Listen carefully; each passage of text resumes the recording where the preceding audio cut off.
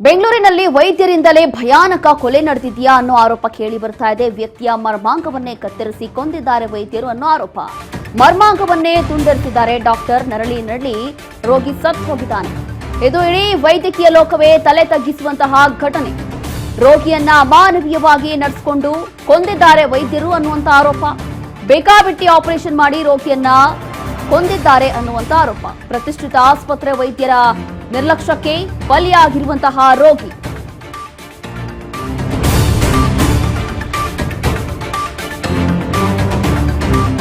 ಇದು ಇಡೀ ವೈದ್ಯಕೀಯ ಲೋಕವೇ ತಲೆ ತಗ್ಗಿಸುವಂತಹ ಘಟನೆ.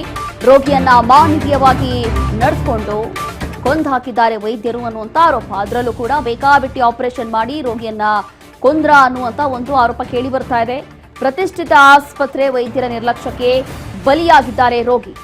ಹಾಗಾಗಿ ಬೆಂಗಳೂರಿನ ಒಂದು ಪ್ರತಿಷ್ಠಿತ ಆಸ್ಪತ್ರೆಯ ಸ್ಟೋರಿ ಇದು. ವೈದ್ಯರು ಯಾವ ಮಟ್ಟಕ್ಕೆ ನಿರ್ಲಕ್ಷ್ಯವನ್ನ ತೋರಿಸಿದ್ದಾರೆ ಅಂತಂದ್ರೆ, ಒಬ್ಬ ವ್ಯಕ್ತಿಯ ಜೀವವೇ ಇಲ್ಲಿ ಹೋಗಿದೆ.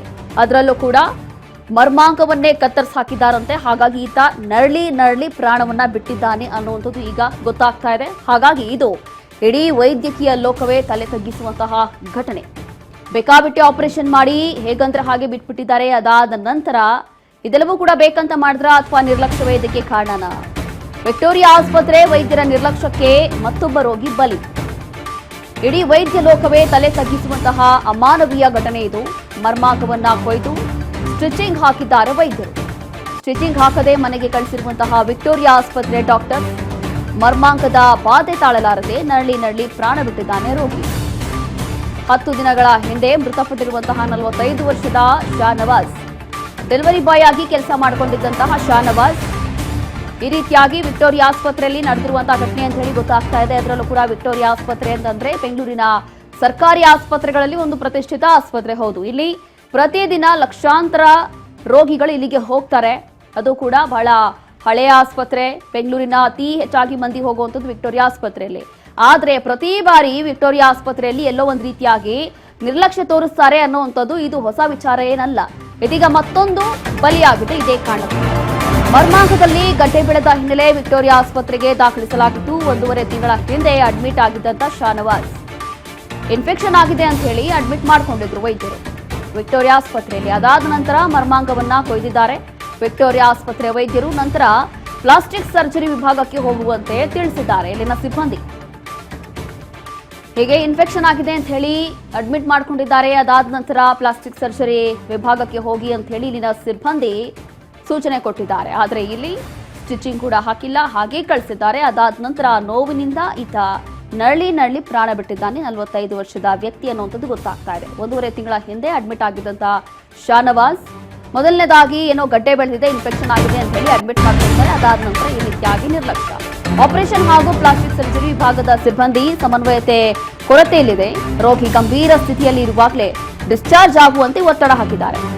ಕೊಯ್ದಿದ್ದಂತ ಮರ್ಮಾಂಗಕ್ಕೆ ಸ್ಟಿಚಿಂಗ್ ಕೂಡ ಮಾಡದೆ ವಾಪಸ್ ಕಳಿಸಿದಾರಂತೆ ಇಲ್ಲಿನ ಸಿಬ್ಬಂದಿ. 3 ದಿನ ಫುಟ್ಪಾತ್ನಲ್ಲೇ ರೋಗಿಯನ್ನ ಇಟ್ಟುಕೊಂಡಿದ್ದಂತಹ ಮಡದಿ. ಎಷ್ಟೇ ಅಂಗಲಾಚಿದ್ರು ಕೂಡ ಮತ್ತೆ ಅಡ್ಮಿಟ್ ಮಾಡಿಕೊಳ್ಳದ ಆಸ್ಪತ್ರೆ ಸಿಬ್ಬಂದಿ. ಮರ್ಮಾಂಗದಲ್ಲಿ ರಕ್ತ ಸುರಿತಾ ಇದ್ರು ಕೂಡ ಸ್ಟಿಚಿಂಗ್ ಮಾಡಿಲ್ಲ, ಹಾಗೆ ನಿರ್ಲಕ್ಷ್ಯವನ್ನ ತೋರಿಸಿದ್ದಾರೆ. ಇನ್ನು ಬಾಧೆ ತಾಳಲಾರದೆ ನರಳಿ ಈತ ಪ್ರಾಣ ಬಿಟ್ಟಿದ್ದಾನೆ ನವಾಜ್. ಕುಟುಂಬಕ್ಕೆ ಆಸರೆ ಆಗಿದ್ದಂತ 4 ಮಕ್ಕಳ ತಂದೆ ಶಾನವಾಜ್.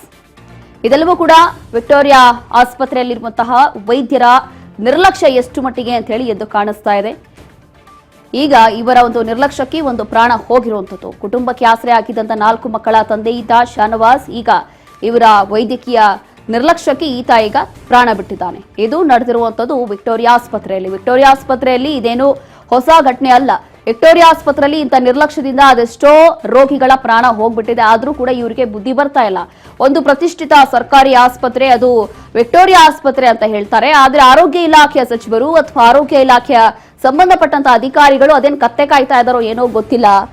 ಇಂಥ ಘಟನೆಗಳು ಮತ್ತೆ ವಿಕ್ಟೋರಿಯಾ ಆಸ್ಪತ್ರೆಯಲ್ಲಿ ನಡೆದ್ರೂ ಕೂಡ ಹೀಗೆ ನಿರ್ಲಕ್ಷ್ಯ ಮುಂದುವರಿತಾ ಇದೆ. ಈಗ ಮತ್ತೊಂದು ಜೀವ ಹೋಗಿದೆ. ಹಾಗಾಗಿ ಈತ ಮೊದಲನೇದಾಗಿ ಸ್ಟಿಚಿಂಗ್ ಹಾಕಿರೋದಿಲ್ಲ, ಸ್ಟಿಚಿಂಗ್ ಮುನ್ನವೇ ಈ ರೀತಿಯಾಗಿ ಡಿಸ್ಚಾರ್ಜ್ ಮಾಡಿ ಅಂತ ಹೇಳಿ ಕಳಿಸಿದ್ದಾರೆ.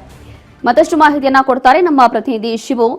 ಇಲ್ಲಿ ವಿಕ್ಟೋರಿಯಾ ಆಸ್ಪತ್ರೆಯಲ್ಲಿ ಇದೇನು ಹೊಸ ಸ್ಟೋರಿ ಎಲ್ಲ, ಈಗ ಮತ್ತೊಮ್ಮೆ ಬಲಿಯಾಗಿರುವಂತದ್ದು ಮತ್ತೊಂದು ಅಂತ ಹೇಳಿ ಗೊತ್ತಾಗ್ತಾ ಇದೆ. ಇಷ್ಟೊಂದು ನಿರ್ಲಕ್ಷ್ಯ ಯಾಕೆ? ಆರೋಗ್ಯ ಇಲಾಖೆ ಇದರಲ್ಲಿ ಏನು ಮಾಡ್ತಾ ಇದೆ ಅಂತ? ಇದಕ್ಕೂ ಕೂಡ ರೋಶ್ನಿ, ವಿಕ್ಟೋರಿಯಾ ಆಸ್ಪತ್ರೆ ಅಂತ ಹೇಳಿದ್ರೆ ಅದ್ರ ಹೆಸರು ಕೇಳಿದ್ರೇನೆ ಎಂಥವ್ರು ಕೂಡ ಬೆಚ್ಚಿ ಬೀಳ್ತಾರೆ. ಅದೊಂದು ನಿಜಕ್ಕೂ ಕೂಡ ನರಕದ ಕೂಪ ಅನ್ನುವಂತ ರೀತಿಯಲ್ಲೇ ಬಿಂಬಿತ ಆಗಿರುವಂತದ್ದು ವಿಕ್ಟೋರಿಯಾ ಆಸ್ಪತ್ರೆ. ನಿಜಕ್ಕೂ ಅಲ್ಲಿ ಅದ್ಭುತವಾದಂತ ವೈದ್ಯರುಗಳು, ಅದ್ಭುತವಾದಂತ ಸಾಕಷ್ಟು ವ್ಯವಸ್ಥೆ ಇದ್ರೂ ಕೂಡ ದಿವ್ಯವಾದಂತ ನಿರ್ಲಕ್ಷ್ಯ ಏನಿದೆ, ಟಾಪ್ ಡಾಕ್ಟರ್ಸ್ ಅಂತ ಅನ್ಕೊಂಡವ್ರನ್ನೇ ನಿರ್ಲಕ್ಷ್ಯ ತೋರುವಂತದ್ದು, ಇದು ಆವತ್ತಿನಿಂದಲೂ ಕೂಡ ಅದೇ ಒಂದು ಟ್ಯಾಗ್ ಲೈನ್ ಇರುವಂತದ್ದು ವಿಕ್ಟೋರಿಯಾ ಆಸ್ಪತ್ರೆಗೆ. ಅದೇ ಒಂದು ರೀತಿಯಲ್ಲೇ ನಡ್ಕೊಂಡಿದೆ ಈ ಒಂದು ಆಸ್ಪತ್ರೆಯ ಸಿಬ್ಬಂದಿ ನಡ್ಕೊಂಡಿದ್ದಾರೆ. ವೈದ್ಯರುಗಳ ನಿರ್ಲಕ್ಷ್ಯಕ್ಕೆ ಇಡೀ ವೈದ್ಯ ಲೋಕವೇ ಒಂದು ರೀತಿಯಲ್ಲಿ ತಲೆ ತಗ್ಗಿಸ್ಬೇಕು ಅನ್ನುವಂತ ಒಂದು ಘಟನೆ ನಡೆದಿದೆ. ಪಾಪ ಸ್ವಿಗ್ಗಿ ಡೆಲಿವರಿ ಮಾಡ್ತಿದ್ದಂತ ಒಬ್ಬ 45 ವರ್ಷದ ನವಾಜ್ ಅಂತಕ್ಕಂಥ ವ್ಯಕ್ತಿಗೆ ಮರ್ಮಾಂಗದಲ್ಲಿ ಒಂದು ಇನ್ಫೆಕ್ಷನ್ ಆಗಿದೆ ಅನ್ನುವಂತ ಕಾರಣಕ್ಕೆ ಅಡ್ಮಿಟ್ ಆಗ್ತಾರೆ. ಅಡ್ಮಿಟ್ ಆದಂತದನ್ನ ಅಲ್ಲಿ ಎಮರ್ಜೆನ್ಸಿಯಲ್ಲಿ ಅಡ್ಮಿಟ್ ಮಾಡ್ಕೊಂಡು ಅವ್ರನ್ನ ಇಮಿಡಿಯೇಟ್ ಆಪರೇಷನ್ ಮಾಡಬೇಕು ಅಂತ ಮರ್ಮಾಂಗದ ಆಪರೇಷನ್ ಅನ್ನು ಕೂಡ ಮಾಡ್ತಾರೆ, ಗಡ್ಡೆಯನ್ನು ತೆಗಿತೀವಿ ಅಂತ. ಆದ್ರೆ ಗಡ್ಡೆಯನ್ನ ತೆಗೆದ ನಂತರದಲ್ಲಿ ಅದನ್ನ ಸ್ಟಿಚ್ ಕೂಡ ಮಾಡಲ್ಲ, ಹಾಗೆ ಬಿಡ್ತಾರೆ.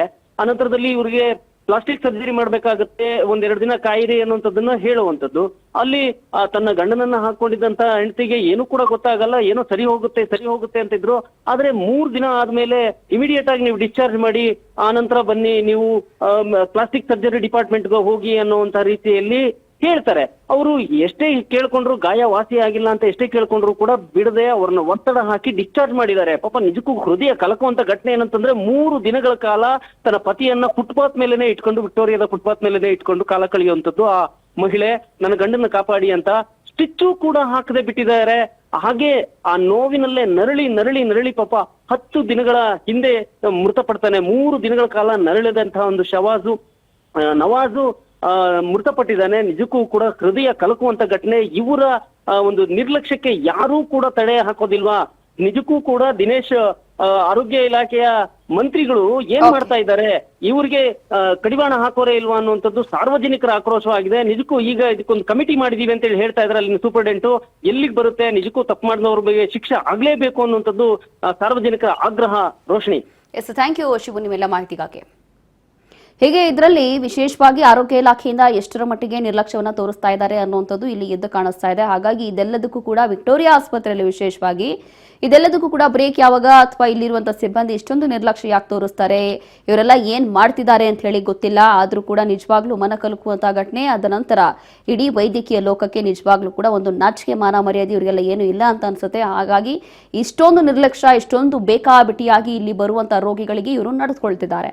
ಹಾಗಾಗಿ ಆದಷ್ಟು ಬೇಗ ಒಂದು ಕಡೆ ನಮ್ಮ ಆರೋಗ್ಯ ಇಲಾಖೆಯ ಸಚಿವರೇನಿದ್ದಾರೆ, ಆರೋಗ್ಯ ಇಲಾಖೆಯ ಸಚಿವರಿರಲಿ ಅಥವಾ ಸಂಬಂಧಪಟ್ಟಂತಹ ಅಧಿಕಾರಿಗಳಿರಲಿ, ಇಂಥ ಕಡೆ ಮೊದಲನೇದಾಗಿ ಗಮನ ಕೊಡಬೇಕು. ಗಮನ ಕೊಟ್ಟು ಅಲ್ಲಿ ಯಾರ ನಿರ್ಲಕ್ಷ್ಯ ಆಗ್ತಾ ಇದೆ, ಏನಕ್ಕೆ ರೋಗಿಗಳು ಈ ರೀತಿಯಾಗಿ ಸಾಯ್ತಿದ್ದಾರೆ ಅಂತ ಹೇಳಿ ಮೊದಲನೇದಾಗಿ ಅಲ್ಲಿ ಪರಿಶೀಲನೆ ಮಾಡಬೇಕಾಗತ್ತೆ. ಅವರ ವಿರುದ್ಧ ಏನಾದರೂ ಕ್ರಮ ತಗೊಳ್ಬೇಕಾಗತ್ತೆ.